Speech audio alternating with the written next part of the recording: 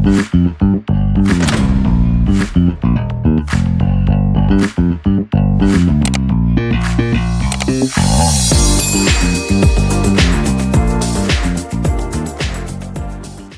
Sobat Wibangun, kali ini saya akan menjelaskan beberapa cara untuk menghadapi cuaca ekstrim untuk bangunan rumah. Yang pertama kita mulai dari apa sih itu cuaca ekstrim. Jadi cuaca ekstrim itu meliputi banjir, angin kencang, gempa, dan lain-lain yang mengakibatkan dampak terhadap bangunan. Nah, mengapa persiapan itu sangat penting? Karena untuk meminimalisir kerugian yang akan terjadi apabila bencana tersebut datang. Nah, yang kedua adalah resikonya untuk bangunan Anda. Jadi, Anda juga harus mengidentifikasi jenis cuaca ekstrim yang paling mungkin terjadi di wilayah Anda dan mengenai bencana-bencana yang pernah terjadi di wilayah tersebut. Nah, yang perlu dilakukan adalah konsultasikan kepada ahli. Saran saya untuk berkonsultasi kepada ahli bangunan atau pemerintah setempat untuk mendapatkan informasi tersebut. Yang berikutnya yaitu pemeriksaan struktur bangunan. Mulai dari atap, kita bisa memeriksa kerapuhan, kebocoran, atau saluran air. Lalu yang berikutnya pada dinding, periksa retakan, kelembaban, dan kualitas material.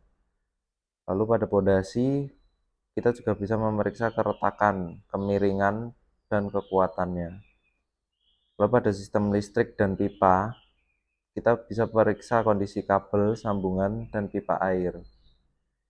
Nah, berikutnya kita bisa melakukan penguatan struktur bangunan dengan cara kita memperkuat struktur bangunan yang lemah, contohnya di bagian pondasi. Jadi kita bisa membuat pondasi yang tahan terhadap gempa, contohnya. Lalu gunakan material yang berkualitas. Saran saya menggunakan material bangunan yang sekalian tahan terhadap cuaca ekstrim. Berikutnya sistem drainase. Sistem drainase ini sangat penting apabila Anda tinggal di daerah yang rawan banjir. Jadi harus sering melakukan pembersihan saluran air. Pentingnya untuk menjaga saluran air agar tidak tersumbat. Yang berikutnya ada sistem pompa air. Fungsi dan cara pemasangan pompa air itu sangatlah penting untuk mencegah adanya musibah banjir. Nah, yang berikutnya adalah perlindungan pada jendela dan pintu. Penggunaan shutter atau papan kayu adalah salah satu upaya untuk melindungi jendela dan pintu dari angin yang sangat kencang. Lalu penggunaan kaca film pada kaca. Fungsi dari kaca film tersebut adalah untuk melindungi kaca dari paparan sinar matahari bahkan angin yang sangat kencang. Lalu persiapannya pada saat bencana itu terjadi, kita harus mempersiapkan kit darurat. Contohnya makanan, air minum, obat-obatan, senter, dan lain-lain. Karena apabila nanti terjadi banjir yang sangat besar, kita pasti akan sangat kesulitan untuk mendapatkan makanan dan air minum. Jadi kita harus mempersiapkan kit darurat pada rumah agar saat bencana itu terjadi kita sudah siap untuk menghadapinya dan kita tidak kekurangan bahan-bahan makanan dan bahan pokok lainnya. Lalu persiapkan tempat untuk evakuasi. Tentukan tempat evakuasi yang aman dan sangat mudah diakses karena itu adalah jalan satu-satunya yang akan kita ambil pada saat bencana itu terjadi. Lalu komunikasi, pastikan memiliki alat komunikasi yang berfungsi dengan baik. Contohnya handphone atau alat komunikasi lain yang bisa kita gunakan pada saat bencana. Nah, kita juga harus memahami prosedur evakuasi. Untuk bencana ini, kita buatkan rencana evakuasi keluarga dan pelatihan secara rutin, terutama untuk Anda yang tinggal di kawasan yang mungkin rawan terjadinya bencana. Nah, berikutnya adalah perawatan setelah bencana itu terjadi. Tentunya kita harus melakukan pembersihan dan perbaikan. Langkah-langkah awal setelah bencana untuk membersihkan dan memperbaiki kerusakan itu yang biasanya pertama kali dilakukan. Nah, yang berikutnya ada klaim asuransi. Proses pengajuan klaim asuransi ini jika terjadi kerusakan parah pada bangunan rumah. Yang berikutnya pencegahan penyakit.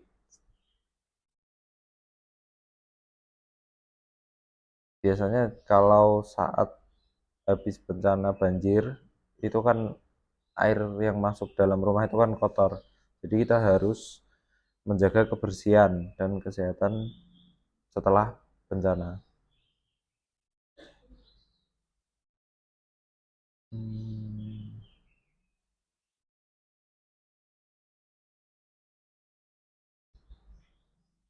Nah, berikutnya saya akan menjelaskan beberapa jenis kerusakan bangunan akibat cuaca ekstrim. Pada gambar yang ada di atas ini adalah menunjukkan beberapa kerusakan yang diakibatkan oleh bencana alam. Yang pertama ini adalah akibat angin yang sangat kencang. Atap yang terangkat atau rusak. Angin kencang ini dapat mengangkat dengan mudah atau merusak atap jika tidak terpasang dengan kuat atau yang terbuat dari bahan yang sangat ringan. Jadi kita harus pandai memilih material untuk atap kita karena suatu saat untuk menghindari kejadian yang tidak diinginkan. Yang berikutnya ada dinding retak atau roboh. Tekanan angin yang kuat dapat menyebabkan dinding yang retak, terutama pada sambungan atau sudut bangunan. Dalam kasus yang sangat ekstrim, dinding bahkan bisa roboh, seperti yang ada di gambar berikut ini. Selanjutnya ada jendela dan pintu kaca yang pecah. Kaca jendela dan pintu ini yang tidak kuat dapat pecah akibat terpaan angin bahkan guncangan pada saat musibah gempa. Memungkinkan air hujan masuk ke dalam bangunan. Jadi untuk kaca jendela kita juga harus memilih material yang sangat kuat terhadap bencana alam. Apalagi juga angin yang sangat kencang ya guys. Jangan sampai kaca rumah Anda tiba-tiba pecah karena tidak kuat menahan terpaan angin. Itulah pentingnya kita dalam memilih material untuk rumah kita.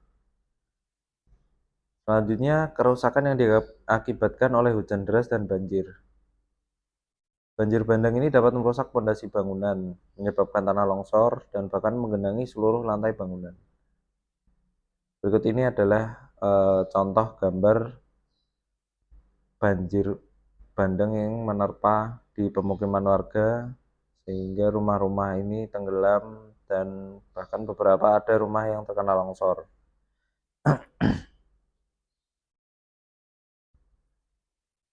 Berikutnya ada kerusakan akibat kelembapan. Hujan deras yang datang terus-menerus ini dapat menyebabkan kelembapan tinggi di dalam bangunan, yang pada akhirnya dapat merusak kayu, menyebabkan jamur tumbuh, dan memicu kerusakan pada struktur bangunan. Seperti pada gambar berikut ini adalah bekas jamur akibat kelembapan pada dinding.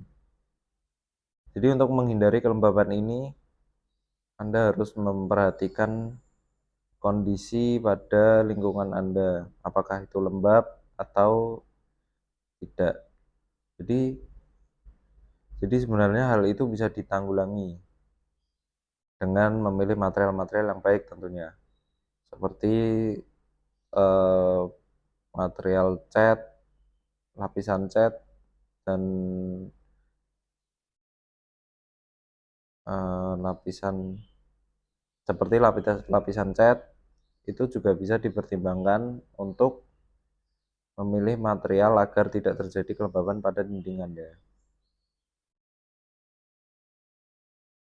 Nah, kerusakan yang juga sering terjadi itu adalah kerusakan sistem listrik. Genangan air akibat banjir itu dapat mengakibatkan konsleting listrik dan kebakaran. Jadi waspada terhadap genangan air, terutama apabila Anda memiliki eh, sumber kontak listrik, jangan sampai ada berada di bawah ya guys, karena itu akan sangat bahaya, bisa mengakibatkan konslet. Lalu yang berikutnya ada kerusakan akibat gempa bumi. Retakan pada dinding dan lantai adalah hal yang sangat sering terjadi karena gempa bumi dapat merupakan retakan pada dinding, lantai, dan struktur bangunan lainnya. Kerusakan struktur bangunan ini sering terjadi pada gempa bumi yang kuat, bahkan dapat menyebabkan bangunan yang runtuh. Nah, selanjutnya adalah kerusakan akibat tanah longsor. Bangunan terdorong atau tertimbun. Tanah longsor dapat mendorong atau menimbun bangunan, menyebabkan kerusakan parah, bahkan hingga bangunan rata dengan tanah. Seperti gambar yang ada di berikut ini. Ini adalah contoh struktur bangunan yang tidak kuat untuk menahan guncangan dari gempa. Sebenarnya musibah gempa bumi ini tuh bisa kita tanggulangi dengan menggunakan pondasi yang sangat kuat guys, terutama dari material besinya, terus kedalaman menanam pondasi, terus material batu pondasi dan pasir dan semen tentunya. Apa saja sih faktor-faktor yang mempengaruhi kerusakan bangunan? Nah, yang pertama ini ada di kualitas bahan bangunan. Bahan bangunan yang berkualitas rendah lebih mudah rusak dibandingkan bahan bangunan yang berkualitas tinggi. Yang kedua, kualitas desain dan konstruksi. Desain dan konstruksi bangunan ini yang tidak memenuhi standar dapat meningkatkan resiko kerusakan. Yang ketiga, ada umur bangunan. Bangunan yang sudah tua cenderung lebih rentan terhadap kerusakan dibandingkan bangunan baru. Nah, yang terakhir adalah pemeliharaan. Pemeliharaan bangunan yang buruk dapat mempercepat proses kerusakan. Lalu pentingnya persiapan untuk meminimalisir kerusakan bangunan akibat cuaca ekstrim. Yang pertama yang bisa kita lakukan adalah memperkuat struktur bangunan.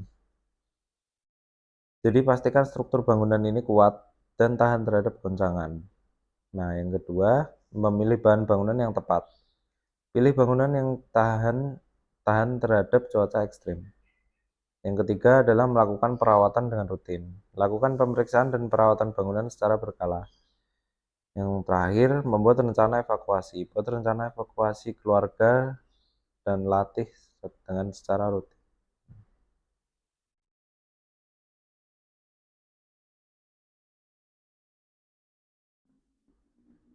Selanjutnya saya akan memberikan beberapa contoh cara memperbaiki kerusakan kecil pada bangunan.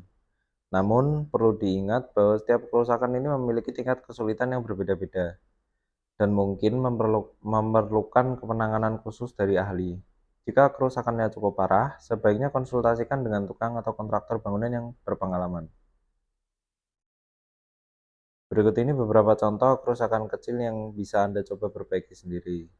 Pertama, ada retakan kecil pada dinding. Kalau cuman kerusakannya seputar keretakan kecil pada dinding, alat yang harus dipersiapkan dan bahan-bahannya adalah yang pertama ada semen, lalu acian dan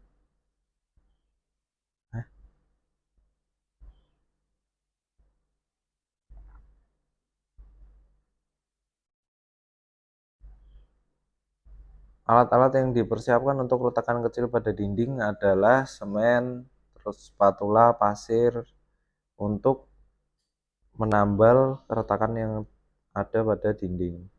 Cara memperbaikinya adalah bersihkan area retakan dari debu dan kotoran. Pasang net pada retakan untuk memperkuat. Lalu, aci retakan dengan menggunakan spatula hingga rata. Biarkan aci mengering sempurna sebelum selanjutnya dicat ulang. Yang kedua, pintu yang seret. Persiapkan alat dan bahan. Yang pertama ada pensil, penggaris, obeng, lilin, atau sabun. Cara memperbaikinya adalah cari tahu bagian mana yang menyebabkan pintu seret. Apakah sebelah engsel, ambang pintu, atau daun pintu.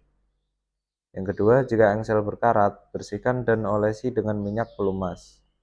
Yang ketiga, jika ambang pintu tidak rata, gunakan kertas pasir untuk meratakannya. Jika daun pintu bengkok, coba luruskan dengan hati-hati.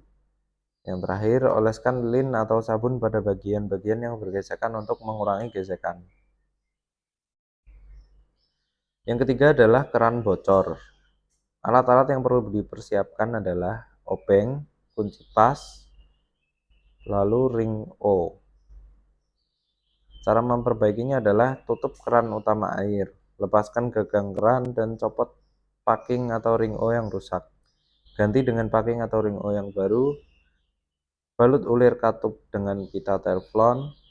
Pasang kembali semua bagian keran, lalu buka keran utama dan periksa apakah masih terjadi bocor. Yang berikutnya ada atap bocor. Alat-alat yang perlu dipersiapkan jika atap Anda bocor adalah yang pertama ada tangga, yang kedua ember, palu, paku, genteng cadangan, dan aspal cair. Cara memperbaikinya adalah yang pertama naik ke atap dan cek sumber dari kebocoran itu. Apabila sudah ketemu sumbernya, lepaskan genteng yang rusak dan bersihkan area di sekitarnya. Yang ketiga adalah perbaiki bagian yang rusak pada rangka atau atap jika diperlukan. Yang keempat, pasang kembali genteng dengan benar. Yang keempat, pasang kembali genteng dengan benar. Yang kelima, lapisi sambungan genteng dengan aspal cair untuk mencegah kebocoran.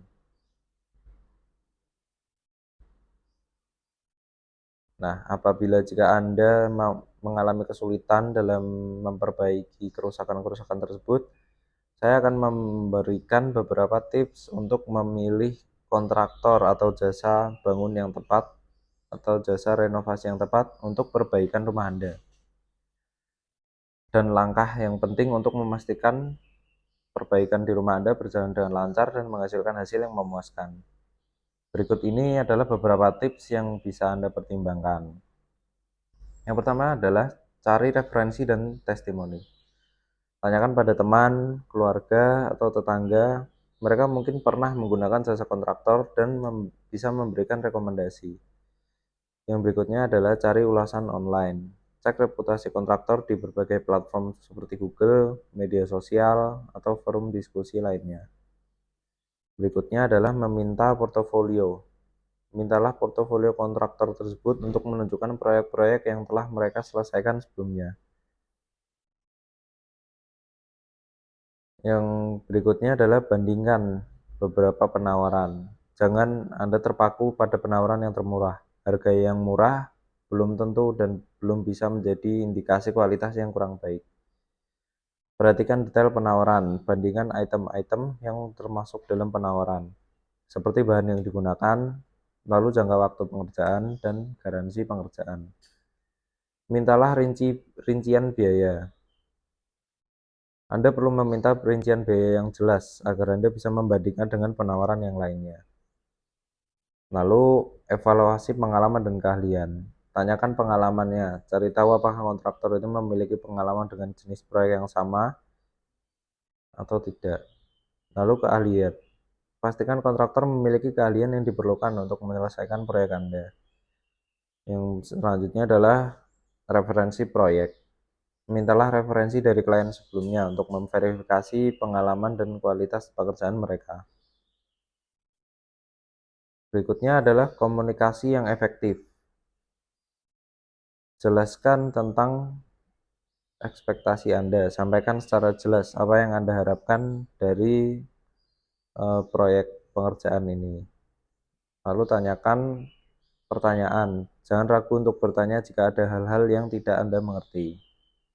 Berikutnya ada minta jadwal kerja. Tanyakan tentang jadwal kerja yang direncanakan dan bagaimana mereka akan mengomunikasikan kemajuan proyek kepada Anda. Berikutnya ada perjanjian tertulis. Yang pertama pasti ada kontrak. Pastikan semua kesepakatan tertuang dalam kontrak tertulis. Kedua, rincian pekerjaan. Kontrak harus mencakup rincian pekerjaan yang akan dilakukan, jadwal pekerjaan, biaya, dan pembayaran. Selanjutnya, garansi. Tanyakan tentang garansi yang diberikan untuk pekerjaan yang telah selesai. Lalu, yang terakhir adalah perhatikan intuisi Anda. Jika Anda merasa nyaman terhadap satu kontraktor tersebut, pilihlah kontraktor yang membuat Anda merasa nyaman dan percaya diri. Lalu, hal yang perlu dipertimbangkan berikutnya adalah komunikasi yang baik. Pastikan Anda berkomunikasi dengan baik dengan kontraktor dan timnya.